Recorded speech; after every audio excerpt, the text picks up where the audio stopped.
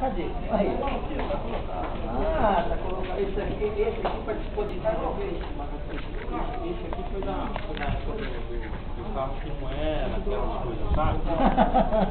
No verdinho, mas aqui no Brasil, na verdade eu tenho pouquíssima coisa. Tenho tudo na Europa, aquela coisa. Ó, eu trouxe para esse evento filho único. Olha só. É aquele? É, o vencedor. Famoso. Eu trouxe para deixar na minha coleção, mas era o único que eu tinha para ganhar aqui. Esse aqui é para a coleção. Bom, quanto que você vai ter na Eu preenchi dá pro Felipe, mas depois passou. Há 3 anos. Melhor ficar lá em casa. Esse aqui é o vencedor, né? Esse é o vencedor. Olha aqui, ó. O que passou pela cabeça do Rubens Barrichello, aqui dentro, quando ele cruzou pela bandeirada, dentro dos capacetes, o que pensou naquele momento? Aquele momento foi um momento mágico de...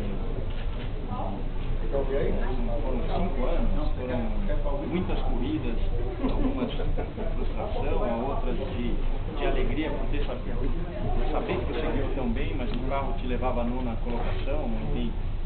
O sentimento ali é que você pode dividir com pessoas que torcem para você. Então, se eu passar uma linha de chegada,